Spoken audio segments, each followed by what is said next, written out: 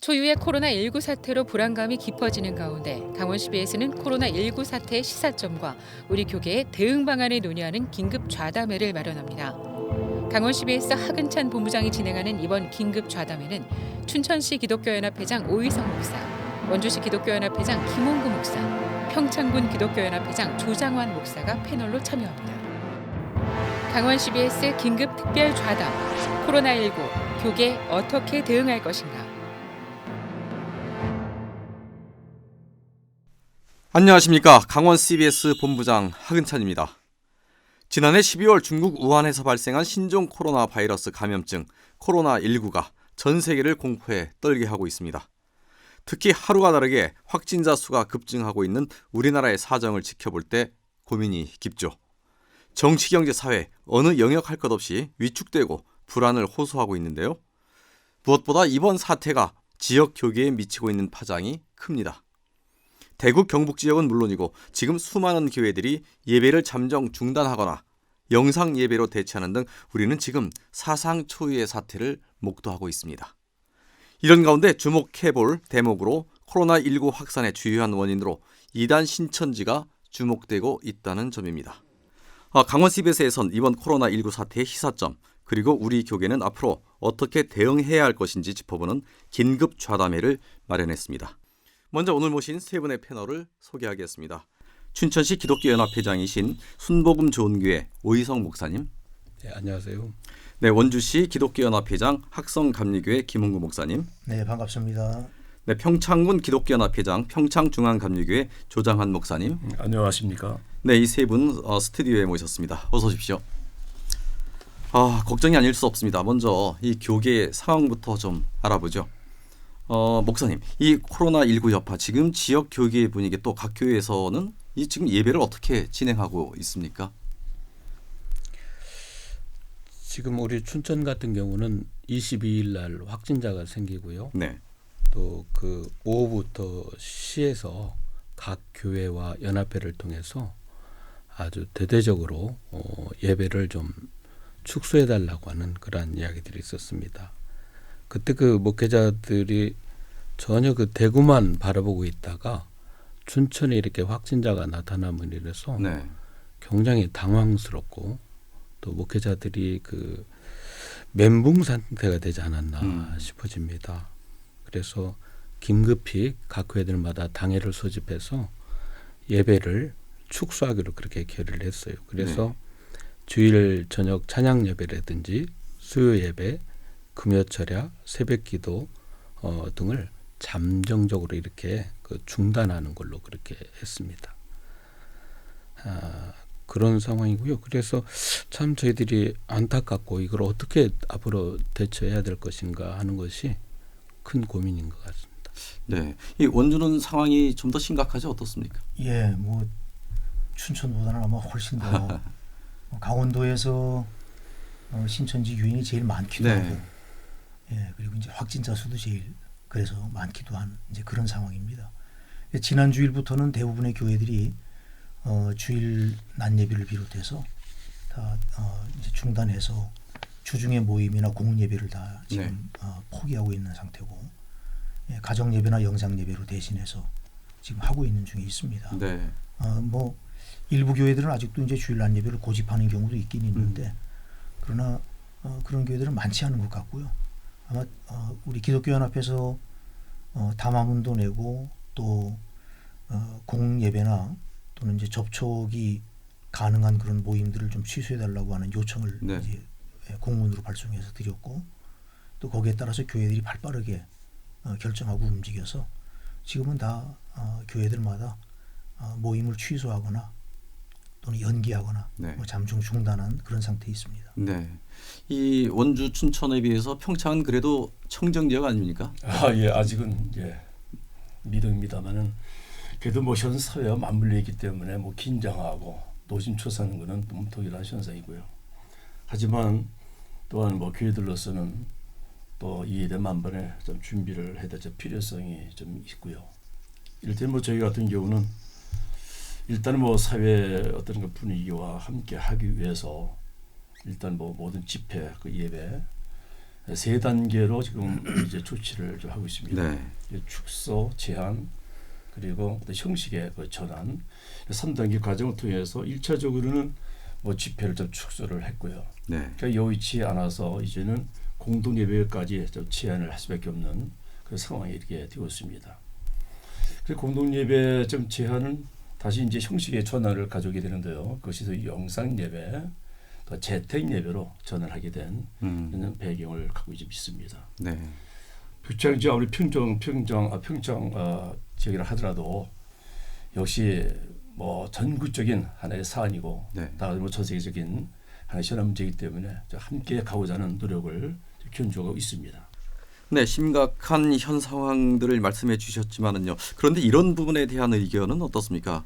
이 코로나19 확산 방지를 위해서 도내 성당 사찰들이 이 미사나 법회를 중단한 반면에 이 상당수 개신교 교회는 평소보다 규모는 뭐 비록 줄었지만 예배를 그대로 진행하고 있다. 뭐 이와 관련해서 예배가 당연한 의무지만 비상 상황인 만큼 사회적 책임을 다해야 하는 게 아니냐 이런 주장도 만만치 않습니다. 어떻게 김홍구 목사님? 아마 이 부분에서는 이제 오해도 있고 네.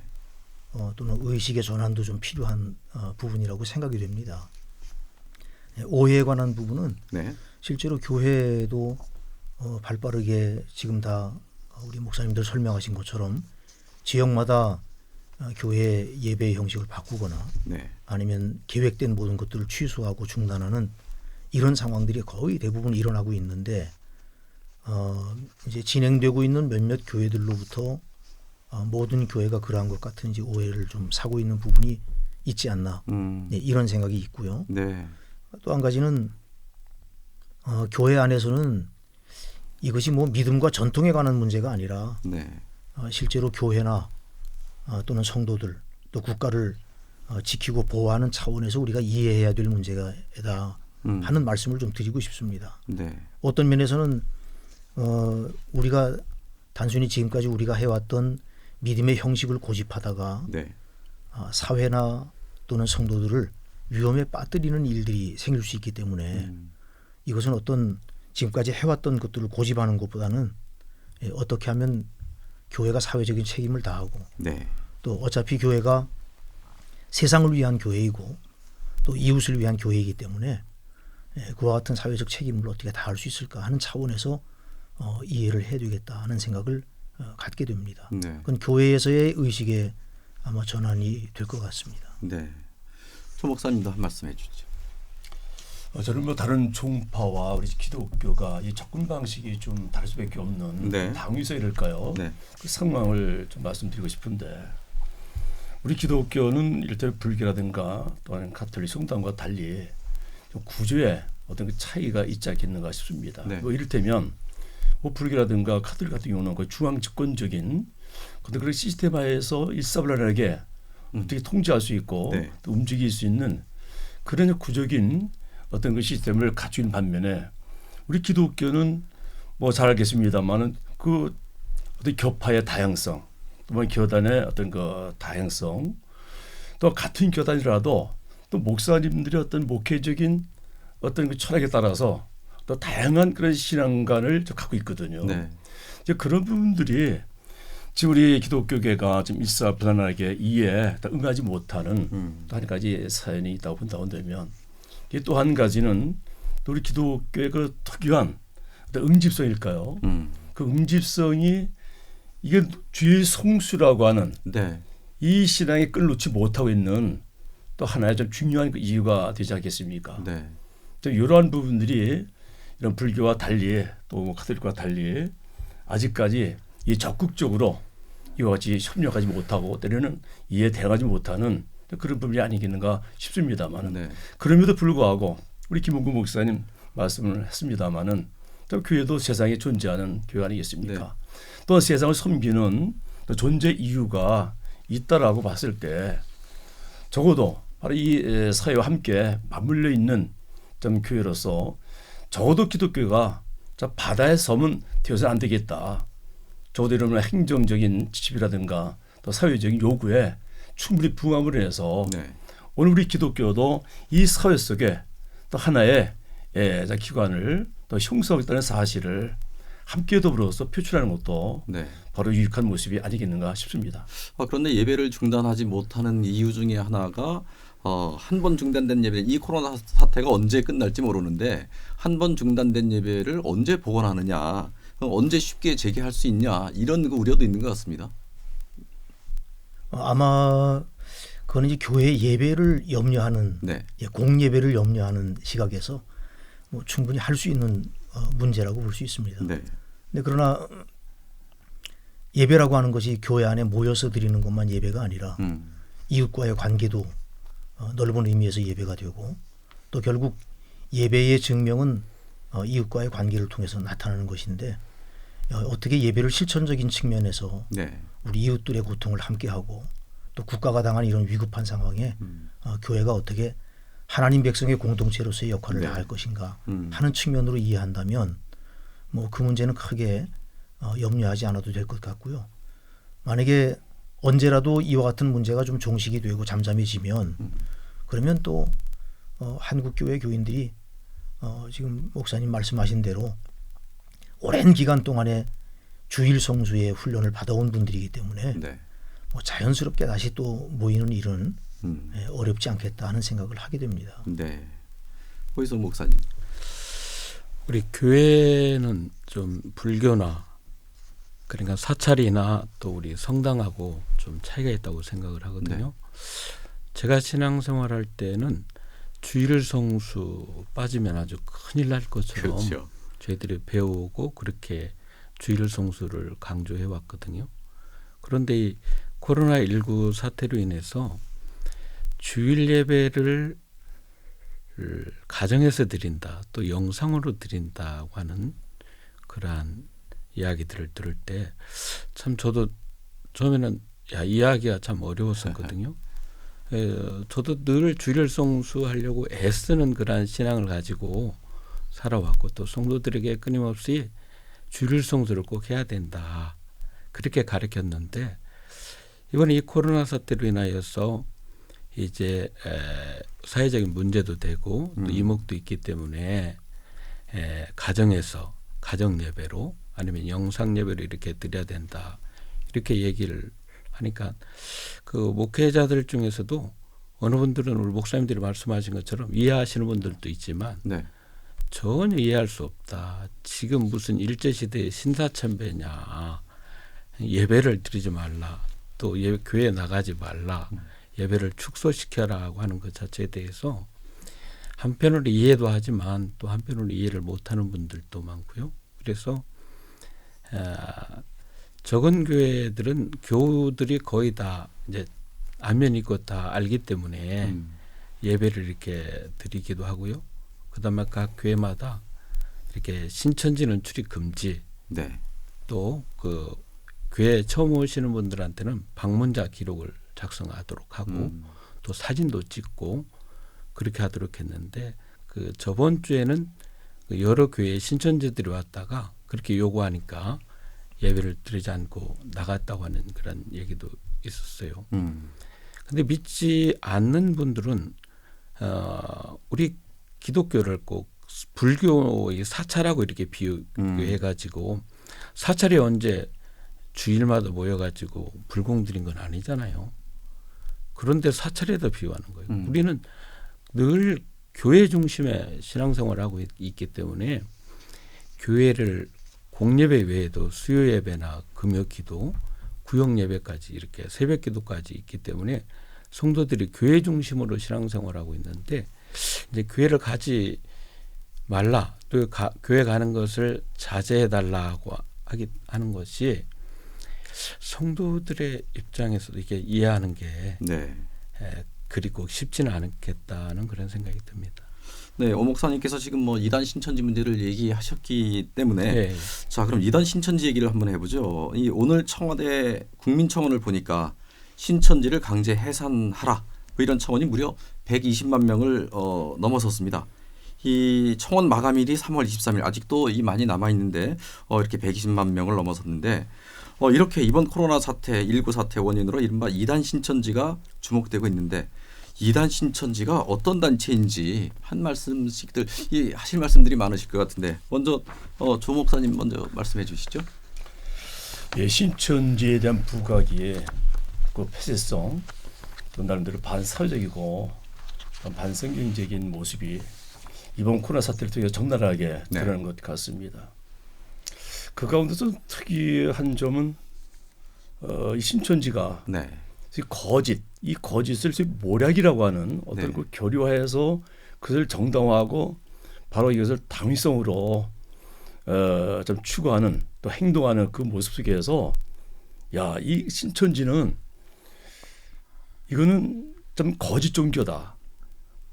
특별히 그 계보가 요즘 뭐 인터넷이라든가 각종 여러 가지 매체를 통해서 그 신천지 계보가 지금 이와 같이 뭐 도표화해 가지고 제공되어지고 그것을 좀 보았는데 이 신천지가 하루아침에 이게 발생된 것이 아니고 나름대로 계보가 있더라고요. 네. 뭐 예컨대 이를테면 뭐 천북이라든가 뭐 전도관, 또한 장막선전, 네.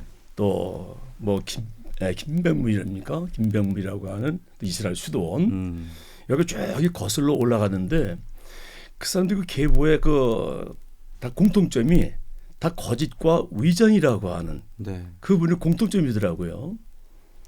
이 사실을 확인하면서 또 성경을 반추해 보니까 성경에 이 거짓의 아비가 마귀 사탄이라고 규정되어 있더라고요. 네. 그렇다고 한다면 결론적으로 이 신천지를 비롯한 이 모든 바로 이단들이 결국에는 사탄의 자식들 아닌가.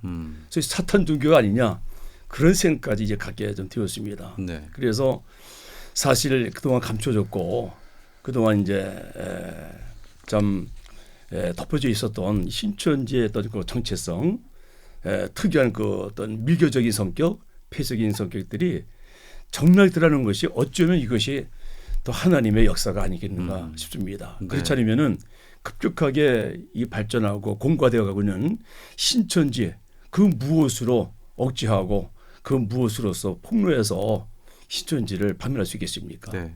어쩌면 이번 기회가 신천지의 그 거짓성 그것이 적나라하게 폭로됨으로 인해서 이와 같이 우리 기독교가 다시 한번 경계심을 공개할 수 있는 기회가 되었고요.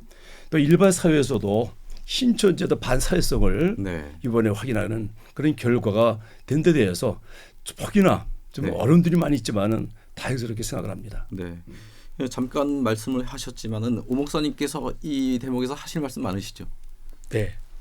이 신천지는 교회가 아닙니다. 네. 그 일본에서 오옴 진리교 독가스 그 살포 사건이 네, 있었거든요. 그런 사이비와 같아요. 그때 오옴 진리교에서 독가스 살포에서 13명이 사망을 했고요. 네. 6,300명이 중경상을 입었거든요. 그다음에 오대양 집단 자살 사건이 1987년 3월에 있었습니다. 네. 그때 32명이 자살했어요. 우리 정통 기독교에서 이단이다, 사이비다고 하는 것은 바로 이러한 위험성을 안고 있는 단체를 이단시하고 또 사이비라고 이렇게 정제를 하고 있습니다. 그다음에 또 다미성교회라고 1992년 10월 28일에 휴거가 된다고 그래서 한국교회가 또 한국사회가 깜짝 놀랐던 적이 있거든요. 그런 종교하고 전혀 다를 바 없는 이만희 교지 기독교 단체 한 분파가 아닙니다. 그리고 그들이 실제로 이만희를 교주로 왕 중의 왕이라고 부르면서 섬기고 있는 것이지 예수님을 그들은 섬기고 있는 것이 아닙니다. 그런데 일반에서 믿지 않는 비기독교인들은 신천지와 네. 기독교와 동일시 보고 있다고 하는 것이 제일 안타깝고요. 네. 좀 속상한 일입니다. 이 신천지의 큰 지파 중에 하나가 원주에 있는데 원주 상황은 어떻습니까? 뭐 원주 상황이야 뭐 설명드리지 않아도 아마 잘 아실 겁니다. 네. 네, 말씀드린 대로 네. 강원도에서 신천지 교인이 제일 많은 네. 곳이고 아마 춘천에 거의 배 이상으로 나오는 통계를 봤습니다. 네. 그리고 빌립 지파 네. 본부가 이제 거기 있어서 활동이 왕성하죠. 그 일로 인해서 원주에 있는 기독교계가 뭐 이루 말할 수 없는 피해를 이제 본 것도 사실입니다. 근데 저는 이제 이 차제에 좀 오히려 교회 쪽에서의 경계를 좀 제가 말씀드리고 싶은 네. 게 있습니다. 근데 그것은 이제 감추어졌던 게 좀 드러나고 뭐 위장교회, 위장단체, 또 신천지의 정체, 또 신천지의 여러 가지 뭐 본질에 관계된 이런 이야기들, 또 사회로부터 많은 사람들이 오해하고 있었던 그런 부분들에 대해서 실제로 정체가 많이 드러나고 이제는 사회의 시선조차도 신천지에 대해서 곱지 않은 이런 상황이 네. 되어버렸기 때문에 여기에서 교회나 성도들이 착각할 수 있다는 거예요. 이제는 신천지가 무너지게 될 것이다. 네. 아니면 성장 둔화가 급속히 일어나게 될 것이다. 또는 신천지에 있던 많은 사람들이 뭐 신천지에서 빠져나올 것이다. 실제로 이런 예상을 하면서 뭐 기대 반 또는 뭐 우려 반 해서 그런 이야기를 하는 사람들의 얘기도 많이 들었는데 우리가 이 부분에 대해서 좀 경계해야 되겠다는 거지요. 말씀하신 대로 정말 잡초는 물을 안 줘도 잘 자라잖아요. 네. 감으로도 잘 자라고 또 생명력도 끈질기고 그렇기 때문에 이런 상황이 벌어졌다고 해서 신천지가 당장 어떻게 될 것으로 생각하고 속단하는 것은 네. 금물이다. 교회가 그럴수록 오히려 신천지에 대한 적극적인 자세를 가지고 우리가 국민들의 어떤 이해를 돕기도 하고 또는 교회가 지금까지 해왔던 것보다 더 열심을 다해서 대적하고 교회와 성도를 지켜나가는 일에 우리가 정말 불을 밝히지 않으면 오히려 이런 일이 지나간 다음에 더 심각한 문제도 나타날 수 있다 하는 우려를 갖게 됩니다. 네. 그래서 오히려 이런 문제가 있을 때 교회는 더 힘을 얻어서 일어서고 그리고 뭐 신천지를 비롯한 그 외의 타 이단들에 대해서도 더 적극적이고 더 분명한 자세를 취하는 것이 꼭 필요하겠다 하는 생각을 할 수 있습니다. 네. 이 설사 신천지가 와해되거나 뭐 해체된다 하더라도 이 24만 뭐 26만 이 신도들이 교회로 흘러 들어올 수도 있는 문제 아닙니까? 그렇죠. 거기에 대한 대비도 필요하고요. 네. 또 그래서 뭐 교회의 준비라고 하는 것은 그런 모든 것들을 포함해서 우리가 잃어버렸던 사람들 다시 되찾으려고 하면 네. 그들의 상처를 다시 싸매고 그들이 다시 정상적인 신앙으로 돌아오는 길을 잘 안내하기 위한 준비도 우리에게 꼭 필요하다는 것입니다. 네. 네, 비정상적인 종교 집단인 이단 신천지 이번 기회에 아주 근본적인 이 해체 작업이 필요할 것 같습니다. 다시 교회 얘기로 넘어가 보죠. 지금 상황에선 이 코로나19와 관련해서 이 방역 당국의 가이드라인을 잘 지키고 따르는 게 우선 돼야 되겠지만 물론 그래서는 안 되겠지만 혹시 교회 성도 가운데 한 사람이라도 확진자가 발생한다면 거기에 따른 뭐 대책은 있습니까? 또 더불어서 이로 인한 그 예배 중단에 대안은 뭐 마련이 돼 있습니까? 어떻게 김 목사님 먼저 말씀해 주시죠. 아마 원주가 이 내용이 지금 뭐 거의 코앞에 다가온 네. 것 아닌가 하는 생각이 듭니다. 오늘 아침까지도 보니까 13명의 13명이죠. 네. 13명의 확진자가 나왔고 우리 교회만 해도 우리 교회 주변에 확진자들이 벌써 생겨난 이런 이제 현실이 됐는데 사실은 이런 그 확진자가 교회 안에서 발생하기 이전에 교회가 먼저 예배를 중단하고 교회를 폐쇄 조치한 것은 오히려 더 다행스러운 일이 아닌가 하는 생각을 갖습니다. 네.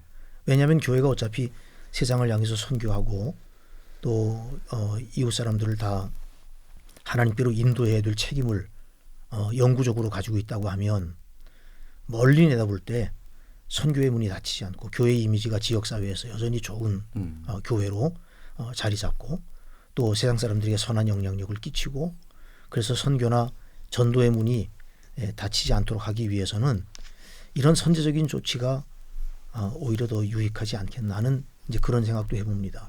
그러나 그럼에도 불구하고 만약에 교회 안에 확진자가 생긴다고 하면 그러면 지금 우리가 공예배를 중단하고 가정에서 영상 예배를 대신하는 거의 뭐 이런 수준과 크게 다르지 않다고 하겠습니다. 네. 그러나 이제 문제는 어떤 정부의 권고나 여론의 동향에 기초한 것이 아니라 교단과 교회가 어떤 성경적인 가르침 또 각 교단의 헌법 여기에 그리고 신학적 목회적 이런 상황에 의거해서 발빠르게 결정하고 또 예배의 모범을 교인들에게 제시해주고 또 이와 같은 때에 흩어져 있는 교인들을 어떻게 목회적 돌봄으로 잘 돌볼 수 있겠느냐 하는 것이 교회의 숙제라고 할 것입니다. 만약에 이런 상황이 된다고 하면 아마 이런 문제에 목회자가 가장 먼저 힘을 쓰면서 뭐 목회 편지를 보내다든지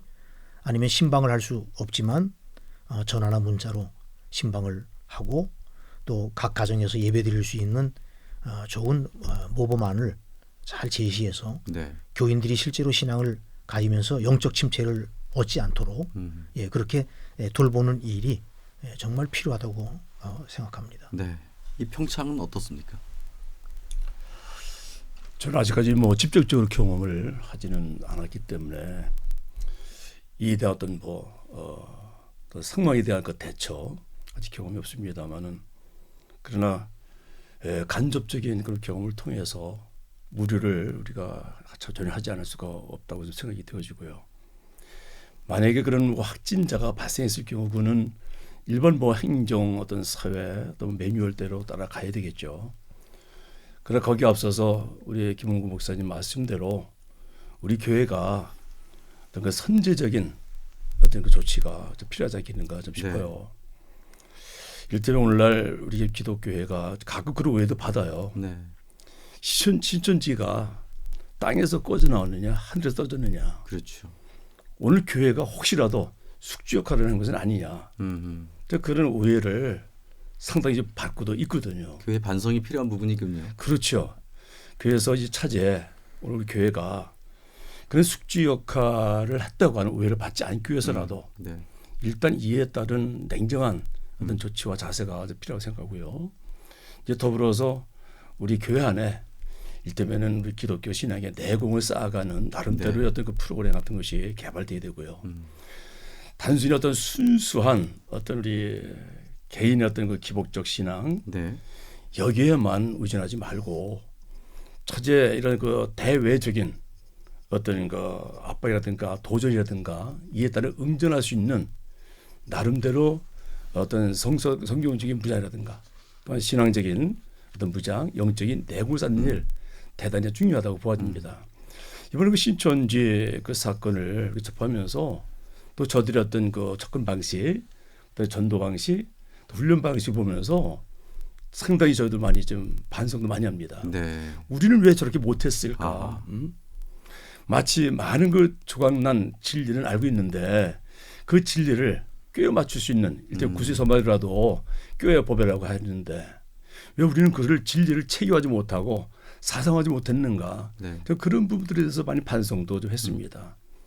그래서 혹시라도 우리 교회 뭐 신천지 신도가 자입했거나 또 확진자가 발생했을 경우 이것이 오히려 큰 충격과 자극이 되지 않겠는가 싶기도 하고요. 물론 없기를 바랍니다. 네. 예.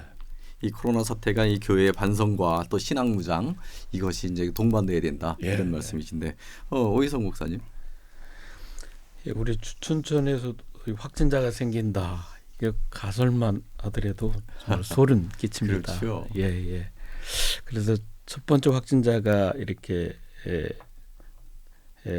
발표됐을 때 교회에서 제일 민감하게 대처를 하더라고요. 큰 교회에서 바로 예배를 인터넷 예배로 하고 방송으로 할 수 있도록 그렇게 하는 모습을 보면서 야, 저렇게 결단을 하기까지 굉장히 힘들었겠다. 예.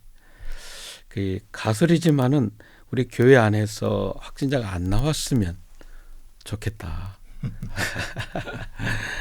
정말 신천지가 참 악하다고 하는 게 뭐냐면 그렇게 그 코로나19 바이러스를 안고 있으면서도 그걸 검열을 피하거나 또 숨거나 그렇게 그 하면서 교회 안에나 믿지 않는 이들이나 또 자기 가족에게까지 그 코로나19를 이렇게 전가시키는 그런 모습을 보면서 참 악하구나 그 생각을 참 많이 했고요. 어쩜 저렇게 사람의 탈을 쓰고 또 신앙과 종교를 가지고 있다면 그 하나님에 대한 그 선한 마음이 사람들에게 있어야 되는 거 아니겠는가 하는 거죠. 근데 신천지인들한테는 그런 선한 마음, 착한 마음을 전혀 기대할 수 없고요. 네. 우리 조 목사님 말씀하셨지만 그 얘네들이 포교 활동, 추수 활동 안 하는 걸 보면 저희들이 도저히 개인적인 인권 차원에서 그렇게 많은 것을 요구할 수가 없다는 거죠. 생업을 전폐하고 가족을 버리고 또 어린 자녀들까지 내팽개치면서 누구를 위해서 그렇게 헌신하고 또 충성을 해야 되는가 하는 거죠. 저도 여기 오기 전에 이제 신천지 피해 가족들을 요즘 만나고 있거든요. 네. 그런데 춘천에서 택배기사 하는 젊은 사장인데 어린아이가 4살 먹고 막내가요. 그다음에 7살 먹은 아이를 두고 그냥 걔네들을 다 팽개치고 그 신천지에 빠져 들어가 가지고요. 네. 애기 아빠가 막 그 우분이 나가지고 음. 미칠 정도라고. 그런데 시간이 지나면서 좀 차분해졌노라고 해요. 그런데 우리 교회에서는 그렇게까지 비상식적으로 할 수가 없다는 거죠. 개인의 생활이 있고 또 책임져야 될 가족 부양도 있고 지켜야 될 가정이 있는데 교회가 영혼구련한다고 해서 그들에게 모든 것을 다 희생하라고 할 수는 없지 않겠어요? 네. 단지 이제 자기네들의 그 믿음의 분량에 따라서 헌신도 하고 또 전도도 하고 사회에 또 가정에 좋은 선한 영향력을 미칠 수 있도록 하는 것이 우리 목회자가 해야 되는 게 아닌가 싶어져요. 그냥 성경 공부한다고 해가지고 다 예수님 닮는 성도는 되는 거 아니지 않겠어요? 네. 그 다음에 또 성경의 비밀이라고 하는 것은 예수님에 대한 얘기를 하는 건데 그 어떤 특별한 비밀이 있는 것처럼 꼬드겨 가지고 이만희가 바로 예수님 자리를 대신하도록 그렇게 가리키는 그런 모습들이 너무 안타깝다는 거죠. 그래서 우리 교회가 할 수 있는 것은 정부의 매뉴얼대로 확진자가 네. 생기면 따르게 하는 거고 네. 또 교회도 역시 소독도 하고 또 폐쇄 조치를 내리면 폐쇄하는 걸로 그렇게 가야 네. 되지 않겠나 싶어집니다. 네. 예. 네, 목사님. 네, 이제 한 가지 좀 더 좀 짚고 싶은 것은 현재로서 뭐 지금 이제 가정에 대한 질문을 하신 거니까 네. 만약에 교회 안에 확진자가 발생한다면 하는 이제 가정이기는 하지만 원주 같은 경우뿐만 아니라 지금 전국적으로 어떤 교회에 이와 같은 문제가 생기면 아마 거의 모든 교인들과 모든 교회 바깥에 있는 사람들은 그 사람이 신천지로 그렇게 다 인정을 하거나 그렇게 이해를 할 것입니다. 네. 그래서 교회 안에 이와 같은 확진자가 생긴다면 그가 정말 추수꾼인지 아닌지에 대한 분명한 선별이 좀 필요하고 네. 만약에 그렇지 않다면 교회나 바깥으로부터 불필요한 오해를 받아 상처를 입고 그래서 신앙에 큰 타격을 받지 않도록 그를 향한 아주 특별한 좀 돌봄과 또 교회가 충분히 그를 이해하고 다시 일어설 수 있도록 격려하고 도와주는 그런 역할이 꼭 필요하겠다 싶습니다. 네. 네, 자, 이 코로나19가 지금 우리 사회에 또 교회와 신앙생활에 있어서 앞으로 어떤 변화를 만들어 가게 될지 차분하게 지켜볼 필요가 있을 것 같고요. 이 혹여라도 이 장기화되거나 이로 인해서 예배 축소 중단 사태 이것이 좀 길어지게 된다면 그야말로 이 걱정스러운 일이 아닐 수 없는데 어떻습니까? 이 코로나19로 인한 교회 예배의 변화 우려는 없겠습니까? 조 목사님 먼저 말씀해 주시겠습니까? 어쩌면 이 부분이 제일 중요한 부분이 아닐까 저는 네. 싶네요. 이때는 이제 교회의 어떤 방향성을 바로 제시하고 또는 미래를 좀 준비하는 좀 소중한 작품이라고 생각이 되어집니다. 그래서 이번 사건이 좀 전화위복이 되어지라고 하는 그런 낙관적인 생각을 좀 갖고 있습니다. 네. 그리고 세 가지 차원에서 좀 말씀을 드리고 싶은데요. 일단 이번 사건이 1차적으로 교회 분명 패러다임이 변화가 오리라 판단이 좀 네. 되어지고요. 그 패러다임이 어떻게 변화될 것인가 그것이 대단히 중요하지 않겠습니까? 네. 그래서 일단은 우리 한국 교회가 좀 부흥에 좀 엄청난 좀 성취를 이뤘습니다만은 그 부이라는 것이 소위 이제 모이는 교회. 이를 통해서 그 응집력을 남달리 이제 발휘했던 네. 우리 한국 좀 교회가 이번 기회를 통해서 소위 흩어지는 교회, 소위 말하면 디아스포라 교회로 네. 이것이 전환이 좀 되어서 좀 건강성을 담보할 수 있는 좀 그런 기회가 되지 않겠는가 싶습니다. 이제 다음 주일 뭐 설교 내용이기도 하겠습니다만은 일단 흩어지는 교회의 건강성. 결국에는 왜 우리가 모이는가? 그 결과적으로는 흩어지기 위해서 모이는 것이 아니겠는가? 그래서 오늘의 모이는 교회는 흩어지는 교회를 통해서 교회는 완성이 좀 된다고 하는 좀 그런 생각을 좀 갖게 좀 되었어요. 네.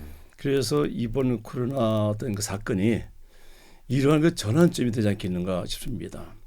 이게 또 한 가지는 바로 그동안의 그 집단 영성이 우리가 거의 좀 갇혀 있었지 않나 싶어요. 네. 이런 집단 영성이 어떤 그 개인의 그 영성의 깊이를 더해갈 수 있는 소중한 기회가 되지 않겠는가 싶습니다. 우리가 뭐 지난주부터 공동 예배를 표하고 가정에서 영성 예배를 드리고 있습니다만은 저는 그 교우들한테 그런 말씀 드렸어요. 공동 예배를 갑자기 펴니까 어떤 분은 눈물 흘리기도 하고 또 영성 예배를 드리면서 많이 좀 울었다고도 그래요. 네. 많이 좀 위로 차원에서 그런 말씀 드렸어요. 네. 오히려 이것이 전화위복이 되어서 그동안 우리가 좀 등한시했었던 그 흩어지는 교회로서의 그 어떤 그 내성이라든가 그 영성을 좀 더 강화시킬 수 있는 우리 좀 좋은 기회다. 그런 차원에서 위로의 말씀을 좀 드렸어요. 사실 그렇거든요. 우리나라 교회가 급성장을 했지만 이를테면은 사도행전 보게 되면 예루살렘 교회가 좀 급성장을 했어요. 네. 뭐 어느 한때는 5,000명, 3,000명 회개하고 돌아오는 그렇게 해서 일취월장 부흥을 이뤘습니다만 그런 하나님의 생각은 거기 있었지 않았거든요. 네. 좀 더 우리 기독교가 그 확장성, 유해의 확장성을 꾀하길 바랐는데 예루살렘 교회 운집하다 보니까 그것을 이루지를 못했어요. 그래서 소위 정적인 박해 또한 그 대외적인 그 박해를 통해서 어쨌든 원치는 않았지만 흩어지게 되었습니다. 그 흩어진 교회들이 나아가서 복음을 전하는 가운데 정말 곳곳에 소위 교회가 세워지는 그런 역사를 이루게 됨으로 인해서 기독교가 세계적인 종교를 받아들일 수 있는 결정적인 요인이 되었습니다만 우리 한국 교회도 뭐 동일하게 생각해봐요. 그동안 모이는 교회로서는 정말 성장했는데 흩어지는 교회로서의 네. 그 역할을 충분히 감당하지 못하지 않았느냐.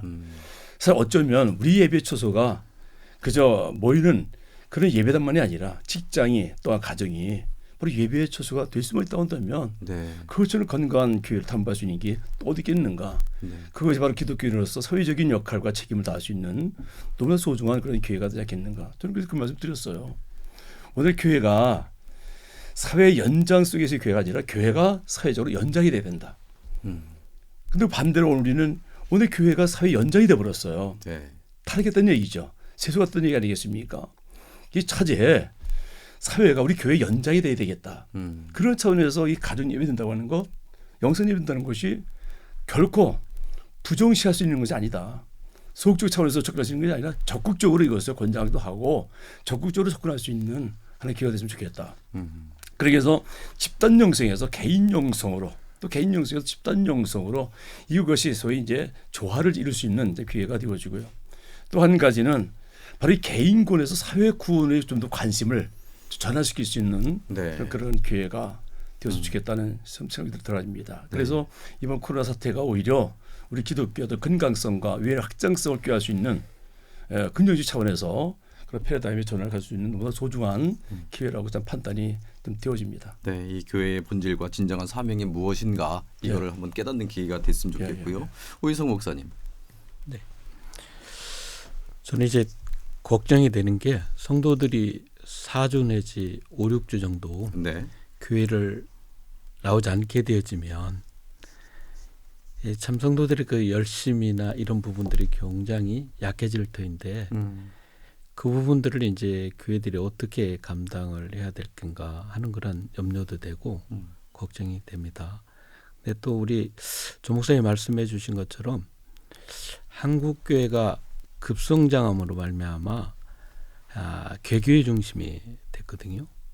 근데 제가 요즘 제가 관심 있는 게 흑사병에 대해서 관심을 좀 갖게 됐어요. 네. 그리고 흑사병이 유럽 교회에 끼치는 그 영향도, 사회에 끼치는 영향도 봤거든요. 흑사병이 일어남으로 말미암아 교회와 유럽 사회가 아주 완전히 급변하게 되거든요. 네.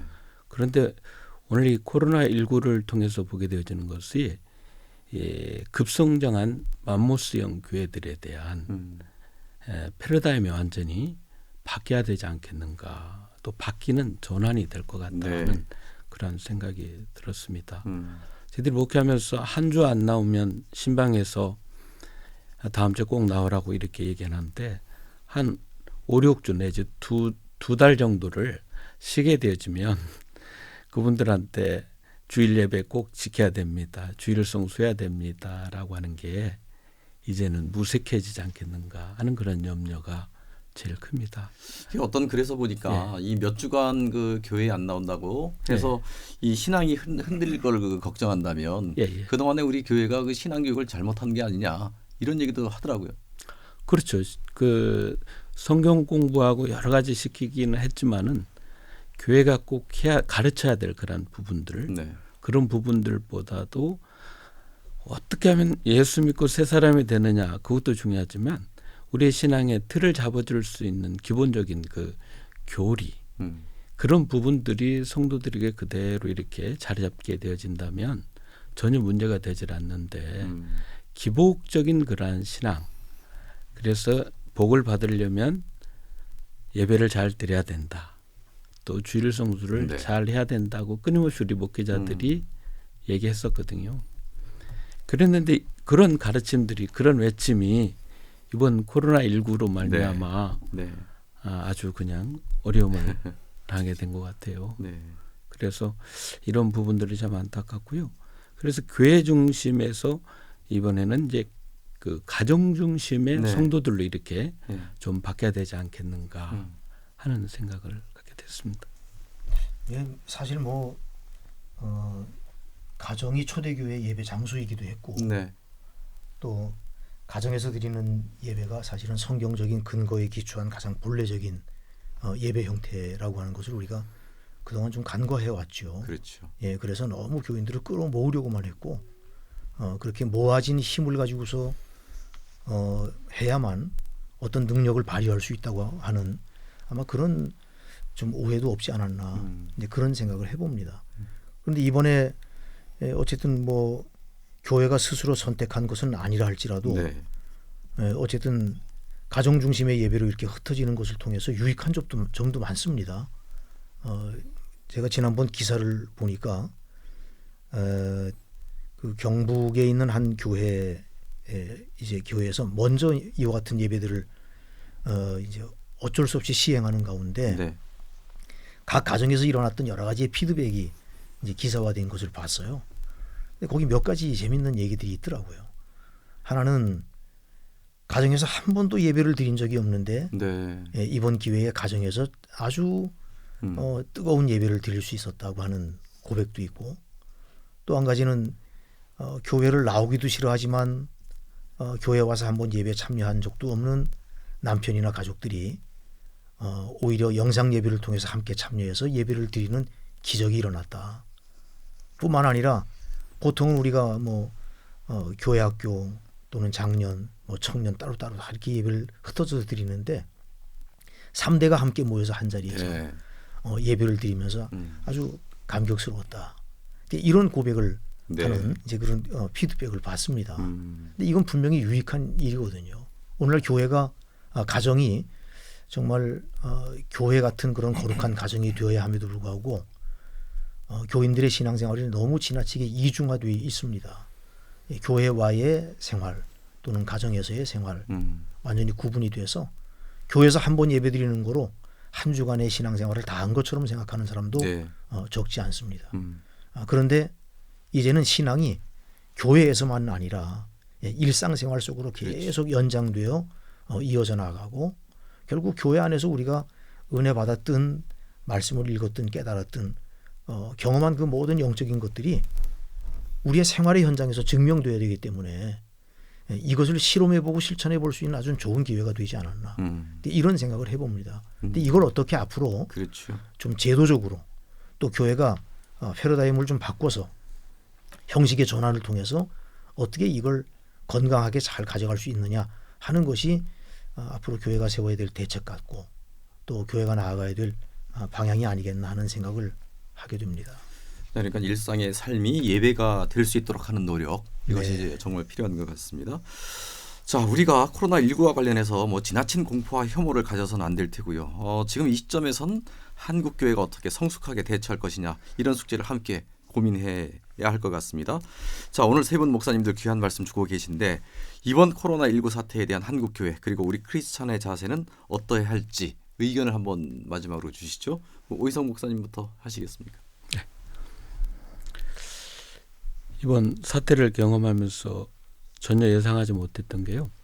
신천지에 빠졌던 이들이 돌아오는 계기가 바로 자기만 혼자 있는 그 시간이 많을 때 네. 자기가 왜 이렇게 살아야지 하는 생각들을 하고 회심한 사람들이 많더라고요. 그 얘기를 듣고 제가 이번에 그 14일 정도 격리가 된 신천지 신도들이 아무도 사람을 만나지 못하고 혼자만 있기 때문에 그 시간대에 공허한 때 두려움과 공포에 떨고 있는 그 시간대에 진정으로 예수님을 만나고 네. 자기 자신을 돌아볼 수 있는 기회가 됐으면 참 좋겠다. 그리고 이를 위해서 우리 기성교회가 그렇게 격리돼 있는 이들이 격리된 그 시간을 통해서 예수님을 새롭게 만날 수 있고 회심할 수 있도록 기도를 하면 참 좋겠다. 네. 그런 생각이 들고요. 우리 교회가 그들을 사랑과 용서로 감싸줘야 되지 않겠나 하는 그런 생각을 갖습니다. 네. 자, 김홍구 목사님. 많은 분들이 이제 염려하는 것 중에 하나가 가나안 교인들의 좀 증가가 나타나지 않겠나 하는 것이죠. 영상 예배나 가정 예배를 드리다 보면 부작용 중에 하나가 분명히 있는 것은 네. 굉장히 편안하다는 것입니다. 네. 교회를 오고 가는 시간도 그렇죠. 들이지 않고 또 결국 이런 것이 그저 편안한 복장에 편안한 자세로 이렇게 적당하게 예배드리는 네. 이런 교인들을 양상할 수도 있겠다 네. 하는 염려를 사실 많은 분들이 합니다. 네. 그건 뭐 분명히 이제 염려될 만한 일이기는 합니다만 그러나 너무 그것을 비롯해서 뭐 코로나도 그렇고 신천지도 그렇고 우리가 이와 같은 염려에 너무 빠지지 말아야 되는 것은 교회가 그동안에 해왔던 노력과 수고가 저는 헛되지 않는다고 봅니다. 네. 그래서 먼저는 좀 두려워하지 않는 게 좀 필요하고요. 담대한 자세가 좀 필요하고 그런가 하면 한편으로는 좀 유연해져야 되겠다. 그래서 그때그때 상황에 따라서 우리가 하나님이 기뻐하시는 뜻을 찾아 잘 결정하고 선택해 나아가는 유연함이 좀 필요하고 또 앞으로 이것이 헛되지 않도록 좋은 결과가 있을 수 있도록 좀 대처 방안 또 여러 가지 시스템을 정비하고 또 교회 안에서 프로그램을 개발하고 또 성도들을 돌보고 양육하는 일이나 교회 안에서 가지는 다양한 예배의 형식 이런 모든 부분들에 좀 관심을 가지고 노력하는 것이 필요하겠다 하는 생각을 갖습니다. 네, 이 말씀하신 김에 뭐 편안한 예배, 이 영상 설교를 듣는 영상 예배를 드리시니까 이 편안한 복장, 편안한 자세 이게 자칫 뭐 이 소중한 예배가 가볍게 여겨질 수도 있겠다. 뭐 이런 그 생각도 합니다. 어떻게 영상 예배를 어떻게 드려야 됩니까? 그래서 저는 우리 교회에서 영상 예배를 이제 보낼 때 영상 예배 드리기 전에 영상 예배를 드리는 예배자의 자세에 대해서 네. 안내를 먼저 했습니다. 네. 그래서 가급적 소파에 앉지 말고 네. 의자를 제대로 놓고 영상을 향해서 하고 또 개인적인 스마트폰 이용하지 말고 네. 가족들이 함께 모여서 예배를 드리고 뭐 이런 등등의 또 복장도 교회 올 때와 똑같은 복장을 취해서 예배를 드리고 또 시간을 정해놓고 정확하게 지키면서 예배를 드리고 이런 등등 네. 뭐 여러 가지 영상 예배를 잘 드리기 위한 방안들을 먼저 영상 예배 전에 안내하고 그리고 그 안내를 다 보면서 예배를 드리는 예배자들이 예배 준비를 다 갖춘 다음에 네. 그렇게 영상 예배를 드릴 수 있도록, 그리고 영상 예배를 드린 다음에는 반드시 예배를 통해서 얻었던 감동이나 은혜, 네. 느낌들을 피드백으로 주도록. 어허. 왜냐하면 우리가 교회에서 공예배를 드릴 때에는 교인들과 눈 맞춤을 하고 또 나갈 때 교인들이 뭐 네. 인사를 한다든지 이런 또 차를 마시고 대화하고 이러면서 충분히 공감이 되고 소통이 되는데, 각 가정에서 예배 드리니까 이제 그런 시간들이 어렵잖아요. 네. 그래서 그런 경우에는 영상 예배 드린 다음에 정해진 채널을 통해서 반드시 댓글을 달든지 피드백을 올려놓든지 또 문자를 전송하든지, 그리고 내가 영상 예배를 잘 드렸다고 하는 것을 좀 번거로워도 확인하는 것이 좀 필요하겠다. 확인시켜주는 것이 필요하겠다. 네. 그렇게 안내하고 있습니다. 네. 네. 조장한 목사님. 그 부분 잠깐 제가 언급하고 네. 요 문제 들어가겠습니다만은 영상 예배 그 사실 장점도 많지만 사실 폐해성도 뭐 네. 우리 우 목사님도 그렇죠. 말씀드렸고 우리 김 목사님도 우리를 표명했습니다만은 그 부분을 어느 정도 상쇄할 것인가. 사실 그 예배 저희가 가장 슬퍼하고 괴로운 것이 공동 예배 상실이거든요. 이 부분을 상실한 그 슬픔이 네. 저로서 이를 표현할 수 없더라고요. 아, 그렇죠. 예.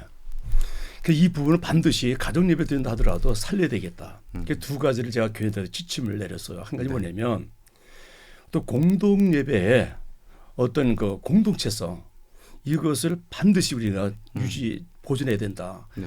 그런 의미에서 같은 예배 순서, 같은 시간 아. 그걸 반드시 지켜달라. 네. 하나의 형식이긴 하지만 그것이 공동체의 어떤 그 예배성, 공예배성을 지킬 수 있는 하나의 방법이고요. 네. 또 한 가지는 잠깐 언급했습니다. 거룩성 문제잖아요. 자칫 느슨해지는, 릴렉스해지는 그 분리수 예배들이 나오면은 예배도 거룩성이 자주 회수되지 않을까 싶어서 정말 자세하게 가정의 재단을 어떻게 조성하고 연출할 것인가, 그 부분을 제가 좀 지침을 내렸습니다만은 이제 마지막으로 이 코로나19 저는 이 사건을 접하면서 그 예수님의 그 선한 사마리아 네. 사람의 그 비유가 생각나요. 아, 우리나라 강도 만났구나. 저는 뭐 우리 교회뿐만 아니라 신조지뿐만 아니라 우리나라 자체가 강도 만난 거 아니냐. 이와 같은 때에 우리 교회가 그러면 해야 될 역할이 무엇이냐. 그 생각났던 것이 새삼스럽게 오래전에 그 알베르토 까미의 페스트라고 하는 네. 책이 있어요. 네. 네. 그 소설책이 생각이 나는 거예요. 네. 그래서 다시 한번 줄거리를 살펴봤죠. 거기 세 부류의 인간이 등장하는 거예요. 이럴 때면 코타르라고 하는 아주 야비한 인간이 등장해요. 그 코타르 사람은 이 시국을 역용을 해서 자기 어떤 경제 네. 이익을 취득하는 그렇습니다. 그런 야비한 모습으로 등장하고요. 파늘루 같은 그 신부는 너무 추상적이고요. 이 상황이 이거는 하나님의 심판이다. 그러니 계속 나와서 기도하고 또한 예배하면 이게 치유될 것이다. 회복될 네. 것이다. 오히려 그것이 패스트 확정을 가져오는 하나의 원리 되어버렸어요. 그러니까 중세 패스트가 교회가 오히려 확장케 하는 하나의 역할이었다는 것을 생각할 때 오늘 이 공예배를 잠시 쉬는 것도 큰 도움이 되겠다.